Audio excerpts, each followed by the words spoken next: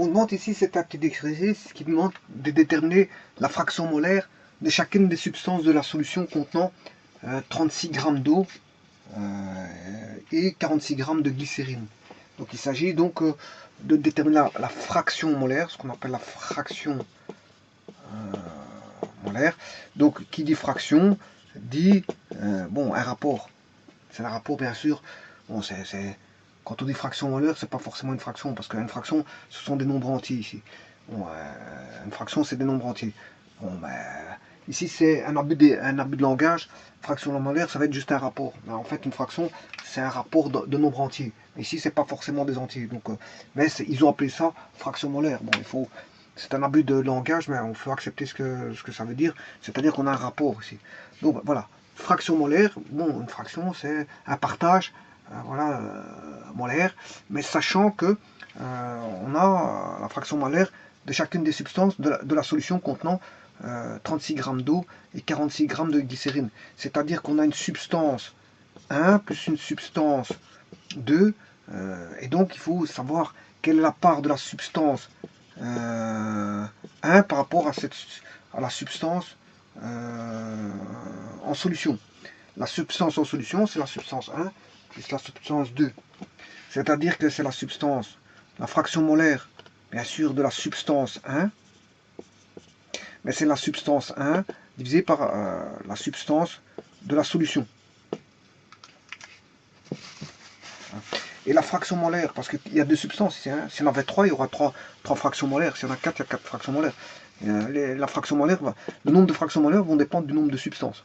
Donc la fraction molaire que je vois après Fm, fraction molaire de la substance 1, qu'on appelle en général qui, voilà, qui de la substance 1, ben c'est égal à la substance 1 sur divisé par la substance en solution. Voilà. Alors, qui de la substance 2, c'est la fraction molaire de la substance 2, c'est-à-dire c'est la substance 2 sur la substance en solution. Alors, quand je parle de substance, ben vous comprendrez que c'est une fraction molaire. C'est en mol qu'il faut parler. Mais tout d'abord, la substance en solution, c'est la somme des substances. C'est-à-dire ici, j'en ai que 2. Donc c'est les substances 1 plus la substance 2. Voilà. En fait, c'est la part de la substance 2 dans la substance totale. Par rapport aux substances totales. Et ici, c'est pareil. C'est la substance totale, c'est...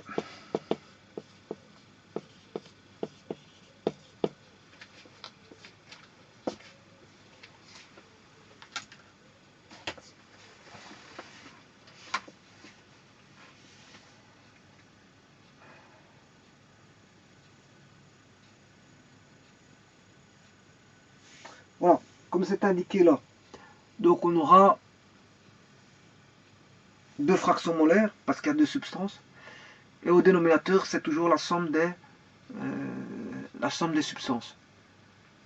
Mais bien sûr, c'est une fraction molaire, donc ça s'exprime en nombre de moles. Voilà. Et donc, c'est représenté par une lettre grecque qui est la lettre qui. Qui de la substance 1, qui de la substance 2. En d'autres termes, je peux écrire que c'est le nombre de moles de la substance 1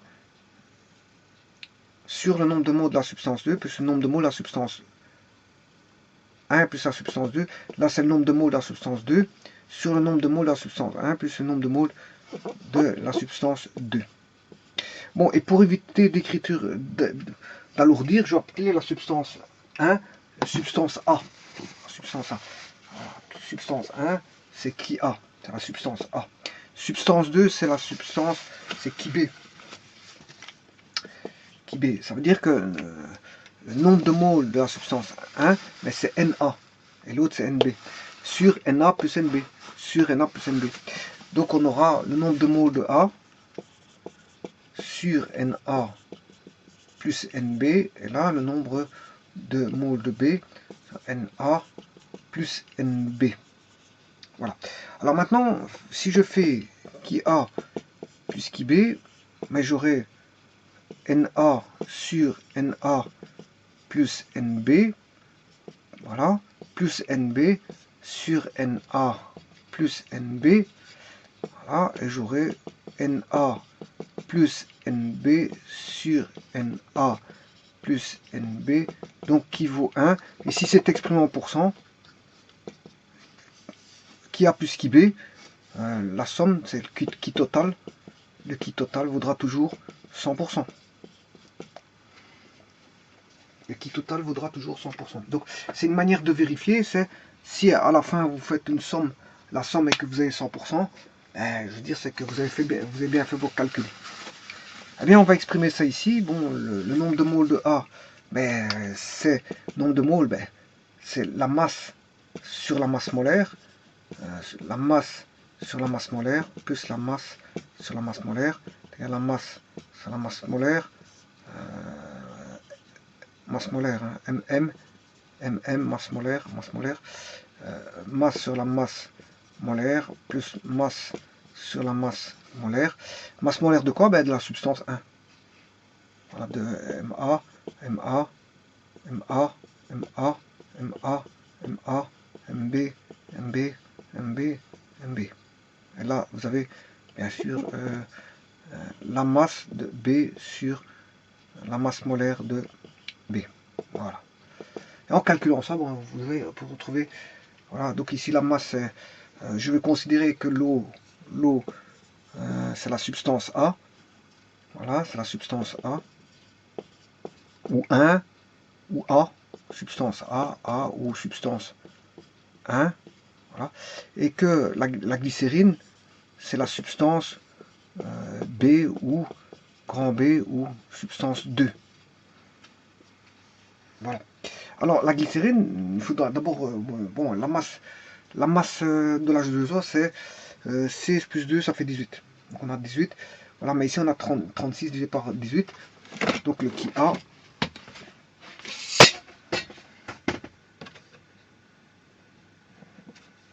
on aura le qui de l'eau est égal à la masse de l'eau, 36 sur 18 divisé par 36 sur 18. Voilà. On a déjà ça comme pour le qui d'eau. Le qui de la glycérine, on aura tout au moins déjà 36 sur 18. Voilà. Alors la glycérine, c'est une formule chimique qui est C3H5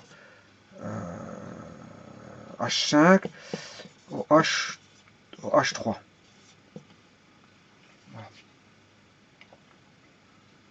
Donc c'est C3H5 OH3. Ce qui veut dire que la masse molaire fait carbone c'est 12 fois 3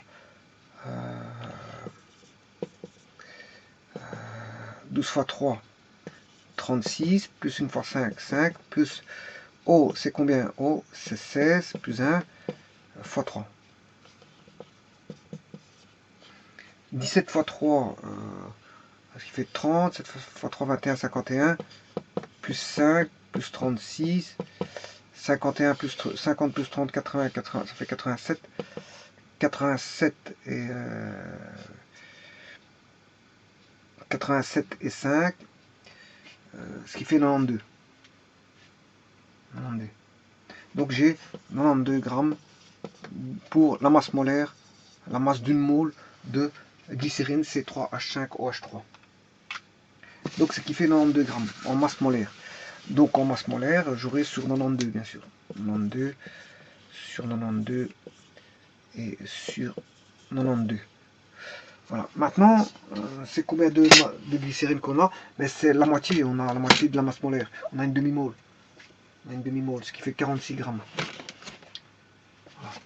Donc ici 46 sur 92, ce qui fait une demi-mole. On a une demi-mole sur plus une demi-mole. Voilà, et 36 sur 18, c'est 2 moles. On a 2 moles d'eau pour une demi-mole de glycérine dans la solution. Donc ce qui fait 36 sur 18, ça fait 2.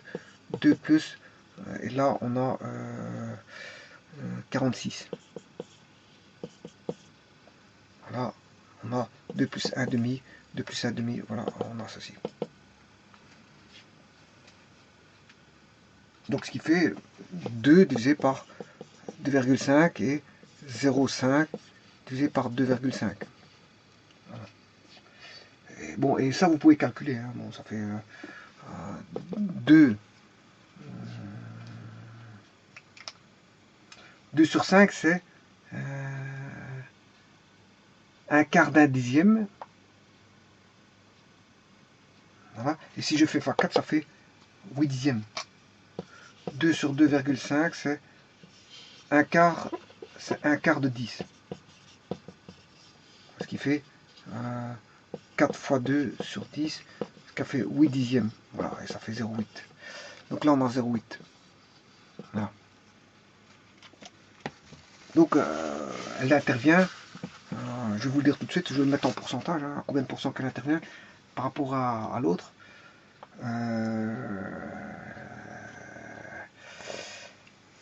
Et là, on a, je fais la même chose, 0,5 fois 4, 4 fois 5, 20, ça fait 2. Donc ça qui fait 0,2 divisé par 2. 2 divisé par 2, ça fait 10. Je fais le même calcul, hein, c'est 0,5 sur 1/4 fois 10.